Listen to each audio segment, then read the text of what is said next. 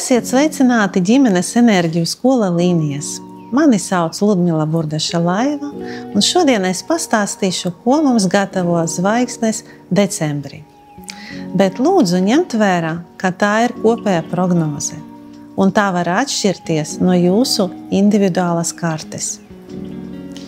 Ja jūs vēlaties tuvāk iepazīties ar astroloģiju, vairāk izpētīt gan savu karti, gan savu tuvu cilvēku kartes, aicinu pievienoties manam astroloģijas kursam.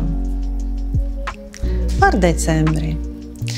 Saule atrodas Strelnieka līdz 21. datumam, un mūs gaida enerģijas plūsma, atvērtība un atbildība par sevi un citiem. Pēc pārējas mežāzi enerģija kļūs vairāk mērķtiecīga un asketiskā. Mēnesim sakoties, planēta Merkurs, kas atbildīga par informāciju, komunikāciju, domāšanu, būs retrogrāda. Kā esmu teikusi pirms tam, no tā nav jābaidās. Varbūt lielāks hauss nekā parasti, bet nekādas globālas pārmaiņas tas nenesīs. Vairāk jābūt uzmanīgiem kārtojot kaut kādus dokumentus, nebūtu vēlams veikt lielus pirkumus, bet savādāk jādzīvo sava dzīve kā parasti.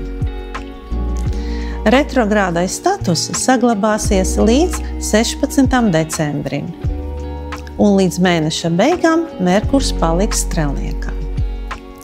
Merkuram Strelnieka ir pieprasījums pēc lielas informācijas plūsmas, ko varētu izmantot savai autoritātei par labu. Komunikācija tieša, atvērta. Mīlestības un harmonijas planēta Venēra mēneša sākuma līdz 7. datumam atradīsies mežāzi. Šeit viņa ir asketiska, saspringta, nebūtu labvēlīgs laiks attiecību veidošanai vai kārtošanai. Bet tad, kad Venēra paries ūdensvīrā, enerģija kļūs vieglāka, gribēsies iesaistīties vieglas attiecības, labi pavadīt laiku bez īpašām saistībām. Var izveidoties stipra draudzība. Mars, kas ir saistīts ar enerģiju, aktivitāti un darbībām, mēneša sākumā atradīsies Lauvā, kur viņš ir ļoti aktīvs, darbības būs enerģiskas, mērķtiecīgas. Bet jau 7. decembrī viņš kļūs retrogrāds un visi procesi palēnināsies. Jupiters, liela laimes planēta, kas nes attīstību un iespējas, tā izskaitā karjeras izaugsmi, kas saistīta ar autoritāti un slavu, visu mēnesi atradīsies Dviņos, un pie tām būs retrogrāda. Dviņos šī planēta ir diezgan ambicioza un bīdis cilvēkus uz sasniegumiem. Negluži domājot par līdzekļiem, kā tas visas vēlmes sasniegt. Bet retrogrādais status nav labvēlīgs iniciatīvai, jo vairāk to izrādīsiet, jo sliktāki būs rezultāti. Tā kā jāuzvedas mierīgi un apdomāti. Ja jūs pamanījat vairākas planētas, šajā mēnesī būs retrogrādas, tāpēc būtu labāk piebremzēt un nekur nesteigties. Mērķi tāpat nebūs līdz galam skaidri, jo Saturns, planēta, kas saistīta ar mērķiem un mērķu sasniegšanu, atradīsies Zivīs. Un tur pie mērķiem būtu jāiziet intuitīvi. Tāpēc vēlamas enerģetiskas prakses, kas attīsta intuīciju. Baltais mēnesis, papildus aizsardzībā un atbalsts no augšas, visu mēnesi atradīsies Dviņos. Var cerēt, ka viņus īpaši pieskatīs. Bet melnais mēnesis, provokācijas un manipulācijas atradīsies Svaros, pacietības un izturības jums. Un tagad mēs pariesim pie katras zīmes atsevišķi. Auniem mēnesis saistīts ar konfliktiem, sarežģījumiem un lieliem enerģijas izvirdumiem. Pastāv varbūtība zaudēt kaut ko svarīgu. Vēršiem mēneša sākums ir mierīgs. Var pat teikt nedaudz iluzors. bet mēneša beigās ļoti liela aktivitāte un spēja sasniegt savus mērķus. Nav jābaidās, jābūt drosmīgiem. Dviņiem būs jūtami ierobežojumi, gan ārējie, gan iekšējie. Līdz ar to slikts noskaņojums un enerģijas trūkums, bet viss stabilizēsies uz mēneša beigām.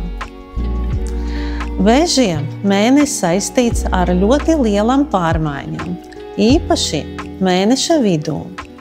Vispār mēnesis izskatās diezgan saspringts, tikai uz mēneša beigām būs labs rezultāts. Lauvām būs daudz darbā, tikai jāpaspēj visu savienot.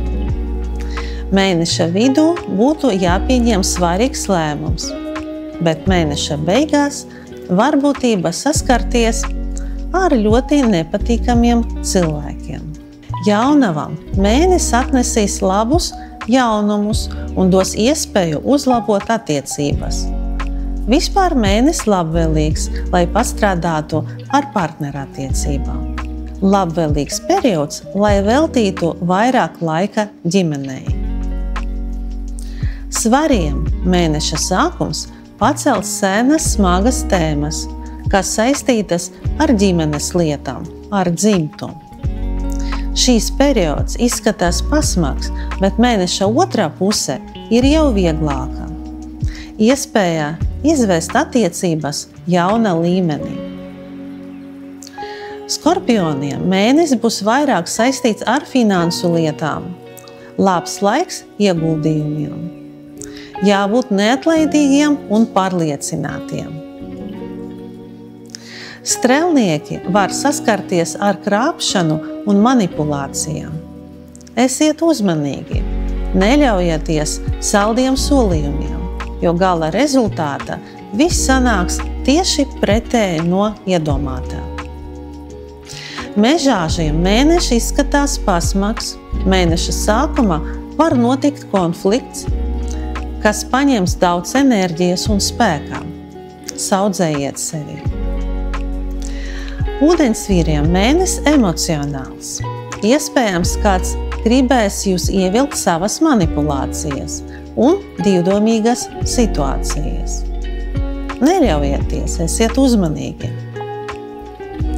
Zivīm viss mēnesis būs saistīts ar enerģijas svārstībām.